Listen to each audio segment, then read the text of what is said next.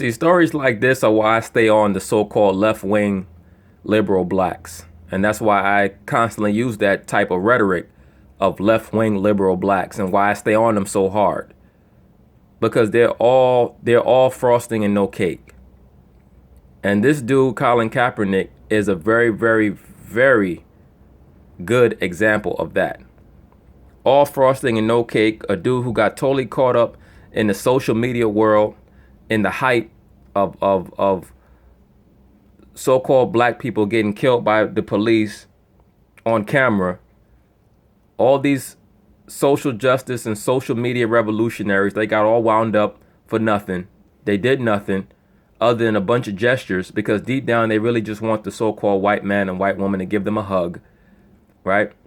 Don't let most of these fake black revolutionaries on the internet fool you. These left-wing blacks, they don't dislike white people. The ones that want to call everybody a coon this and a coon that. Believe me, most of these dudes and most of these black women and most of these black males who are so revolutionary on the internet, they would love to give the white man and the white woman a hug. They would love for the white woman and the white man to give them a hug. And that's their business. But stop trying to front like you about some so-called revolution.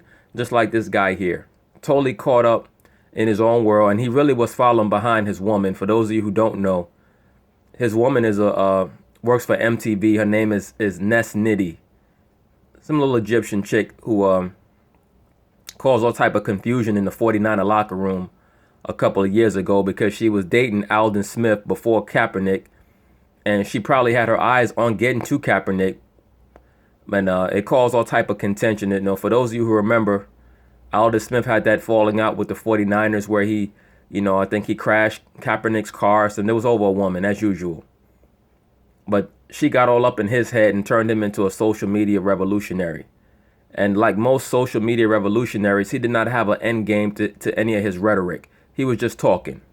So now you're going to see, now he has to back up off of his stance to keep getting paid, because what the liberal media does, once you come out and you make the type of bold statements that he made, they're going to make you literally put your money where your mouth is. So this guy ended up donating a lot of his check to keep the liberal media off of his back.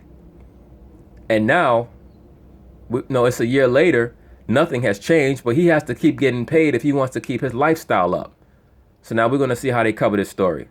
Last season, by refusing to stand for the national anthem, Colin Kaepernick says he will stand during the anthem next season. Sources telling ESPN Cap no longer wants his past method of protest to detract from the positive change that he believes has been created, sources saying. And there has been no positive change made, so all that is a lie. That shows you how phony, like I said, these so-called social media revolutionaries are, right? But he can't come out and say that he has to stand for the anthem now because he wants to keep getting paid. He can't say that, he's going to look like a hypocrite, which is what he is. And Kaepernick also believes the amount of national discussion on social inequality affirmed the message he was trying to deliver. Max, your reaction? So his message was that people should talk about something that they've been aware of for the last however many centuries. Your reaction? Yep. I'm disappointed in Colin Kaepernick because last year I thought that it wasn't just an issue that he had nothing to lose, and so he was making a stand or a kneel, a sit and then a kneel. It's that he really believed these things and was willing to sacrifice for them. He did really believe them, and he was really ready to sacrifice for them last year. But you have to understand that the mind of the left-wing liberal black is unstable and capricious, meaning whimsical, and is privy to change at any moment, just like a child. All right, because they go solely based on their emotions. They have no end game, right? Their real end game is they want white people like you to give them a hug and make them feel better and help them with their self-esteem, because their self-esteem is low. So last year he was a revolutionary. This year he's ready to go back to being a good boy. That's what that boils down to. It's for principles. Even though the current administration at the time, the Obama administration, was trying to untangle drug laws that led to mass incarceration and all these things that are actually bigger issues institutionally than simply police interactions with citizens. And again, the current the administration then, and then what would have been the choice in the election, the Obamas were trying to untangle drug laws. The president has the ability to put out executive orders. If they wanted to get rid of or amend certain laws, it doesn't take that long. All right. The reason why you have so-called drug laws and what they call the prison industrial complex is because the people are the money. For those of you who don't know, the people are the money. There is no real money used in America. Right. The paper money that we use is what's called fiat money. There is no gold or silver backing the money. All right. Gold was outlawed as currency in 1933. Silver was outlawed in 1965. The people are the money. So in order to keep the slave system going, the slave system of manufacturing goods here in America going, you have what's called the prison industrial complex. So you incarcerate men of color so that they can work in your prison system for free. They provide a free labor force. All right. That's what the drug laws are about. The job of the so-called black and slash so-called Hispanic man in America is to sell the product, that being the drugs, on the street. That's how the money gets laundered. The drug money, they need a way to turn the drugs into money. They use the so-called black and Hispanic man as a mule. You launder the money, you arrest them, right? So now you're getting profit from the drug sales and you're getting profit from the incarcerations. Because once you're incarcerated, your number goes on the stock exchange. All right. You are a commodity in the prison system. So-called black man and so-called Hispanic man. That's what you are. All right. Every once in a while, a white boy gets caught up in it, but it's geared towards the so-called man of color. So the drug laws are not going to be untangled. So this guy's another white liberal talking out of the side of his mouth. But that's who most of you so-called black liberals follow, is guys like this. All right. You guys want to go and protest with him and wear your thick rim glasses with your flannel shirts and drink coffee and hold up signs and say, keep hope alive and all that nonsense. All right.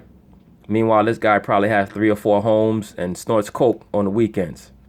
But anyway.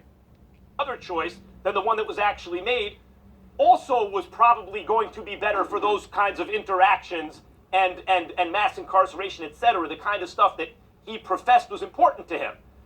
So the situation was better then. It appears worse now, and now's when he's choosing. Well, I've done enough. I'm going to stand. But it seems to me, in fact, he thinks he can get a starting job in the NFL and doesn't want to rock the boat now. And you're right about that. He does want to get a starting job and he doesn't want to rock the boat because now he understands something which a lot of so-called black people don't understand because y'all are so emotional. America is about money. That's all America is. America is like a hoe. And y'all are trying to, when I say y'all, I'm talking about so-called black people in America. You are trying to wife up a hoe. You're trying to love a hoe and you want a hoe to love you. All right. America's all about money. You either understand the money system or you don't.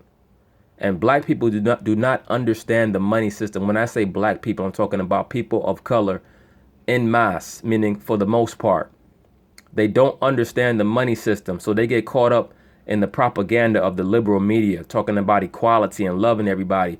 When you look at the 3 strongest cultures on the planet Earth, you have the so-called white Jewish culture, you have the Asian culture, and you have the Arab culture.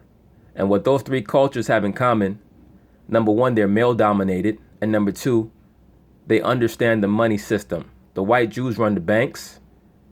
The Chinese are taking over the corporate world. And the Arabs control the natural resource world. All right. They don't come to America trying to ask the white man, how come you don't love me? How come we can't be equal? They come to America, barely speak English, and they open up businesses in your communities. You know why? Because they understand the money system and they understand the importance of culture. All right.